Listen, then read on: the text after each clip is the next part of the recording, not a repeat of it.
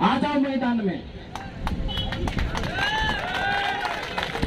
आप बात करते हो ना कि खैरात की खा रहे, सरकार के दामाद हो, फ्री के खा रहे हो। अरे फ्री के तो आप खा रहे हो। आज से 5,000 साल पहले कौन से गधे और घोड़े लेके इस देश में आए थे? ये तुमको अपनी औकात याद रखने की जरूरत है। यह सच्चाई है, उसको स्वीकार करो।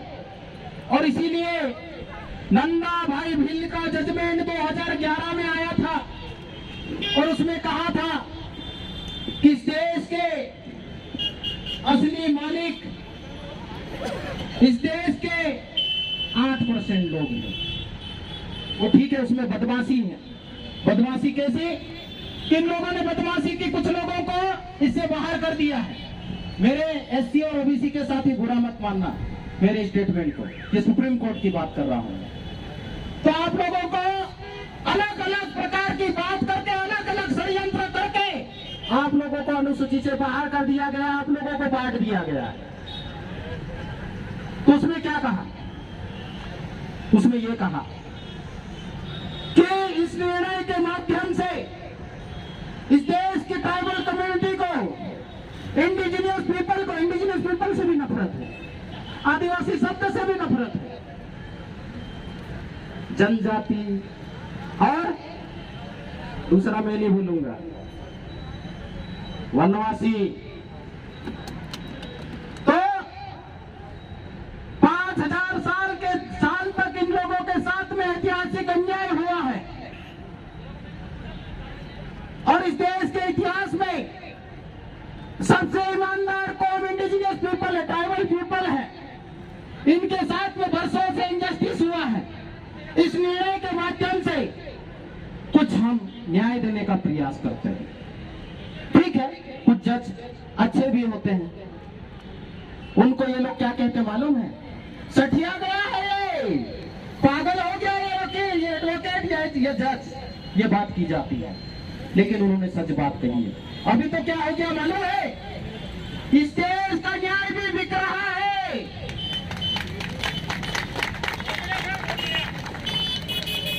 आप और हम इस देश की सुप्रीम कोर्ट में नहीं टिक सकते हैं। जिसके आंखों पे पट्टी बंधी है, जिसकी नजर में सब बराबर है, वहां तक पहुंचने के लिए आपके पास में पैसा नहीं है। वो कैसे? वो ऐसे कि वहां पर आपका केस तैयार करना होता है ना, तो केस तैयार करने वाला वकील 1 लाख की फीस लेता है। जो पिटीशन दायर करना होती है ना, उसको तैयार करने वाला वकील 1 लाख की फीस लेता है। मुझे बताओ, हाथ ऊपर करो, कितने लोग ये 1 लाख रुपए अकेला अदा कर सकता? वो तो भला है अजाक्स का, कि अजाक्स के बैनर तले अपील में 3 करोड़ से ज्यादा माननीय सुप्रीम कोर्ट में खर्चा किया गया है। और ये पैसे निकालने का काम भी आपकी समाज में ही हो सकता, दूसरी समाज में नहीं हो सकता। तो पिटीशन तैयार करने में 1 लाख, फिर वो जूनियर काउंसिल होता है, फिर सीनियर काउंसिल की बात आती है, वो डिबेट करना है सुप्रीम कोर्ट में, तो वो चेहरा चाहिए अच्छा, विवेक तनखा, कपिल सिब्बल, पता नहीं क्या क्या नाम, हमको तो नाम ही नहीं मालूम है अभी ये। तो उनको हायर करना पड़ता है और उनके साथ में आप बात नहीं कर सकते सीधे जाके, एक बीच में दूसरे जूनियर काउंसिल को लाना पड़ता है, उसको माध्यम बना के वहां जाना पड़ता है और उसको ब्रीफ करने की फीस 50,000, 1 लाख रुपए। उसके बाद में वो आपके लिए वहां पर खड़ा होगा एक हियरिंग के लिए। भले हियरिंग 1 मिनट चले, 2 मिनट चले, 1 दिन चले, लेकिन उसकी फीस 3.5 लाख, 3 लाख से स्टार्ट होकर 50-50 लाख रुपए तक होती, एक हियरिंग की बोल रहा हूं मैं। और इस देश में कितने केस पेंडिंग पड़े हैं और कितने समय में जजमेंट आते हैं। पदोन्नति में आरक्षण वाला मुद्दा 2016 में सुप्रीम कोर्ट में गया, वो चल रहा था शायद 2006 से, या पता नहीं कब से चल रहा था चौहान साहब, 2002 से चल रहा था, सुप्रीम कोर्ट में गया 2016 में, और अभी भी आधा अधूरा जजमेंट आता है 2022 में। सोच लीजिए आप, है आपके पास में इतना पैसा? नहीं है, और इसीलिए ये कोर्ट का बहाना लेते हैं। ये बात हमको समझने की जरूरत है।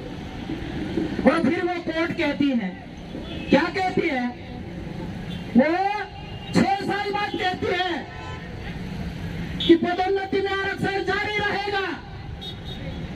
क्या कहती है? पदोन्नति में आरक्षण जारी रहेगा, लेकिन उसके लिए गाइडलाइन हम अभी जारी नहीं करेंगे, पहले से ही जारी है। एम नागराजन का जजमेंट 2006 और जनरल सिंह का जजमेंट 2018, उसके बाद पदोन्नति में आरक्षण की गाइडलाइन जारी की गई है। अलग से गाइडलाइन जारी करने की जरूरत नहीं है।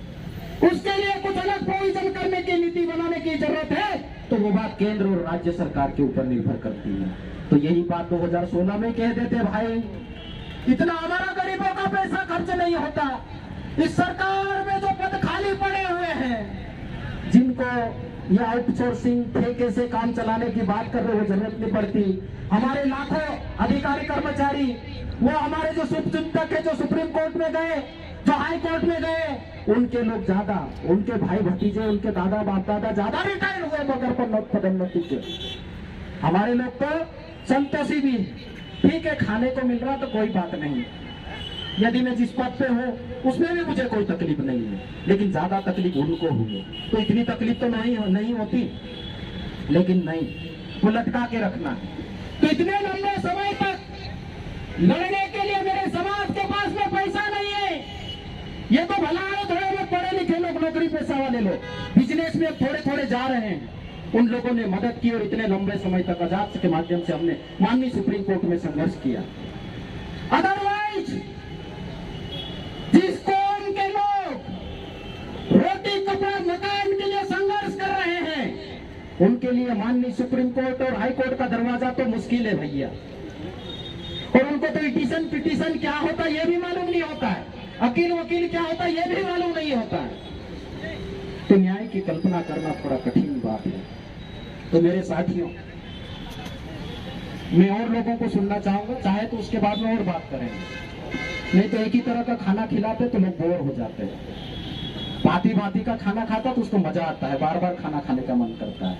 नहीं तो वो आया था पगड़ी वाला, बहुत देर तक झिलाया, लेकिन मैंने झिलाया नहीं, आपको भी सुनाया और उनको भी सुनाया है। उसके आंख और कान यहाँ पर मौजूद है, उसके माध्यम से मेरी आवाज से आपकी आवाज मध्य प्रदेश के माननीय मुख्यमंत्री महोदय मामा शिवराज जी के पास में जा रही है, और इस देश के माननीय यशस्वी प्रधानमंत्री माननीय नरेंद्र मोदी के कान तक जा रही है साथियों। इसलिए चिंता मत करना, और मेरे अकेले से बात करने से कुछ फर्क नहीं पड़ेगा। आपको अलग अलग साथियों को अलग अलग मुद्दों पे लेके डिबेट और बात करने की जरूरत है।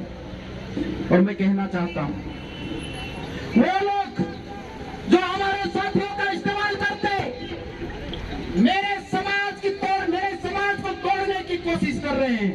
अब वक्त गया है साथियों, तो तुम मंजीरे ढोलक में उलझा के रखते थे और भजन और कीर्तन में उलझा के रखते थे, मंदिरों मस्जिदों और गिरजाघरों में उलझा के रखते थे, वो समय गया।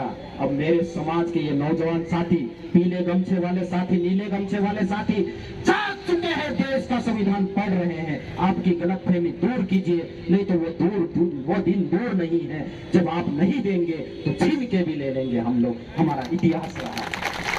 बस एक ही बात है कि वो खून की लड़ाइयाँ हुई करती थी, हम वो खून की लड़ाइयाँ नहीं लड़ेंगे, शांति के साथ में लड़ाई लड़ेंगे और हमारे अधिकारों को देंगे। दूसरा, बोले आजाद कर्मचारियों का संगठन है।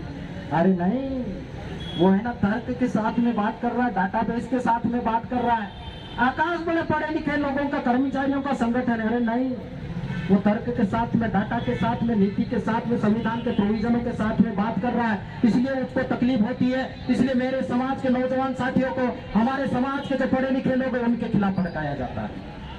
तो ऐसे लोगों को भी पहचानो, और पहचानने के बाद में पहचाना जाए तो मेरा भाई है, इसलिए उसको समझाओ, अच्छी भाषा में समझाओ। और नहीं समझ में आए तो भैया तू भी चले जा दूसरे पाले में, बहुत सारे लोग हैं फिर भी फर्क नहीं पड़ रहा है, तू भी चले जा, कोई फर्क नहीं पड़ेगा, वहां जाके तू उसकी डफली बजा, यहाँ पे आके बकवास मत कर। ये बात अभी हमारे नौजवान साथी को कहना पड़ेगा। अभी जोवट का चुनाव हुआ था, जोवट के चुनाव में कई सारे उम्मीदवारों को कई सारे गाँव में घुसने नहीं दिया गया।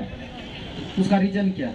उसका रीजन ये है कि देश का संविधान पढ़ लिख करके नौजवान साथी अब जाग चुका है, अपने अधिकारों की बात करने लगा है, अपने हक की बात करने लगा है। और ये भी हमारे जो जनप्रतिनिधि एक हाथ पे बैठे होंगे, और नहीं तो मेरे गांव का सरपंच तो बैठा ही इधर है।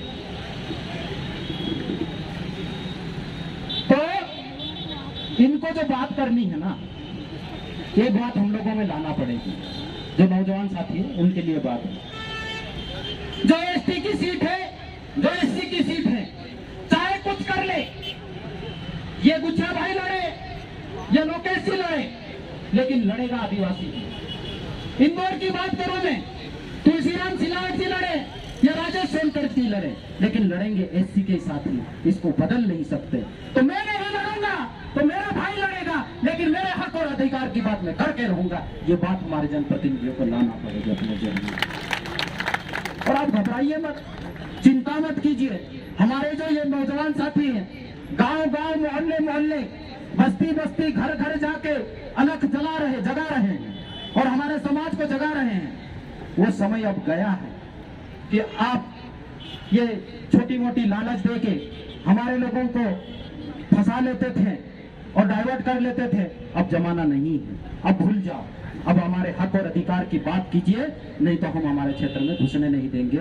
ये मैं नहीं करूंगा क्योंकि मेरी लिमिटेशंस है, मैं अपनी लिमिटेशंस में बात करूंगा, लेकिन मेरे भाई बंधे हुए नहीं हैं, ये सब काम कर सकते हैं। और इस लोकतंत्र में संवैधानिक ढंग से अपनी बात को कहने और करने का सबको अधिकार है। तो साथियों, आजाद संगठन, और ये भी कह देता हूं, आप लोगों को गर्व होना चाहिए कि इस देश के सुप्रीम कोर्ट में इतने समय तक ये केस चला और इस देश की सुप्रीम कोर्ट के जजों को ये जजमेंट सोच समझ के करने की जो दुविधा पड़ी, वो इस मध्य प्रदेश के आजाद संगठन की वजह से ही आ पड़ी। इसलिए इसको कमजोर करने का, इसको तोड़ने का कोई भी साथी कोशिश नहीं करे।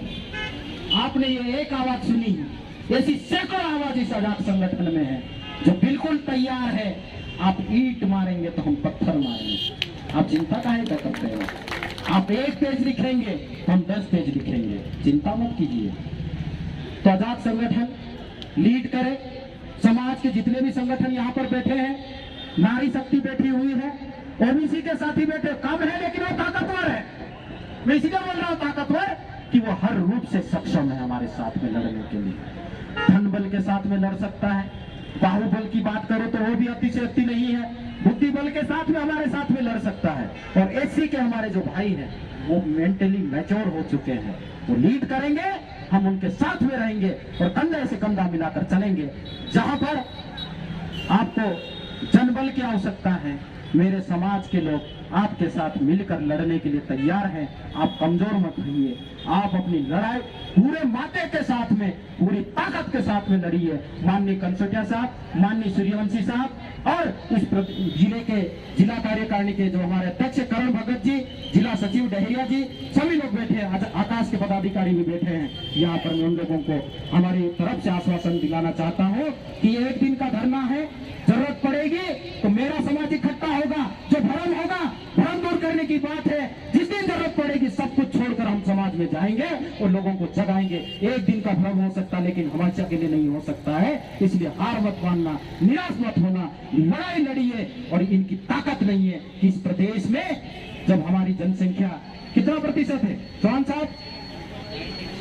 92% है। तो चिंता मत कीजिए, ये आपके पास में आएंगे और आपके सामने गिड़गिड़ाएंगे कि भैया मदद करो, नहीं तो सरकार नहीं बनेगी। और जिस दिन आप सोच लोगे ST, SC, OBC and minority unity की बात करोगे उस दिन मुख्यमंत्री भी आपका ही होगा, मंत्री भी आपका ही होगा। जिस प्रदेश में मुख्यमंत्री और मंत्री आपके होते हैं उस प्रदेश के नीति निर्धारण भी आपके अनुसार होता है। फिर ये हो रहा है नाम वाम सब छोटी चीज हो जाती सरकार के लिए। तो मैं इतनी बात कह के फिर नारों की जनता के साथ में अपनी बात को खत्म करूंगा। यदि मेरी बात अच्छी लगी और क्षेत्र में जाके लड़ोगे, जरूरत पड़ी बड़े आंदोलन करने के लिए तैयार रहोगे तो उसकी प्रतिक्रिया मेरी आवाज के साथ में देना।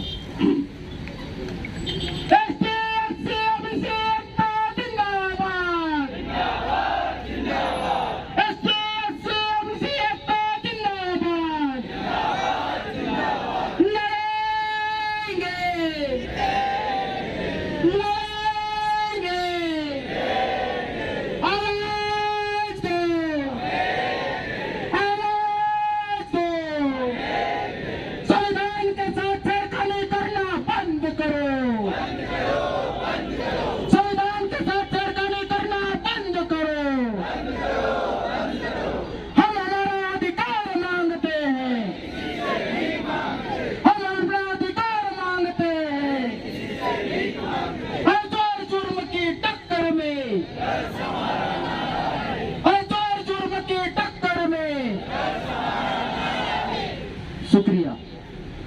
जितनी ताकत के जय जय जय जय जय भीम आपकी जय। तो साथियों, आज महानगरी इंदौर में आकाश के बैनर तले यहाँ कार्यक्रम होने जा रहा है। 1 दिवसीय धरना प्रदर्शन है और यहाँ पर जितनी संख्या में जनता, कर्मचारी, विद्यार्थी आना चाहिए था नहीं आया, पर जो आया सो सही है। और नए सरपंच होने के नाते मैं जो अजाक्स के जो अधिकारी कर्मचारी है उनको मेरा एक व्यक्तिगत सुझाव है, जो अपने गांव के बीच में सरपंच रहते हैं और उनके जो कर्मचारी अधिकारी रहता है उनसे संपर्क करना चाहिए, ताकि वो भी उनके भी बच्चे पढ़ते हैं। सिर्फ यहाँ पर नौकरी पेशा से करने वाले लोगों का काम नहीं है, यहाँ विद्यार्थी, जनप्रतिनिधि सबका काम है। इसलिए मैं सरपंच संगठन का प्रदेश मीडिया प्रभारी होने के नाते मैं अपना सरपंच संगठन का पूरा समर्थन करता हूँ। जब धरना प्रदर्शन रहेगा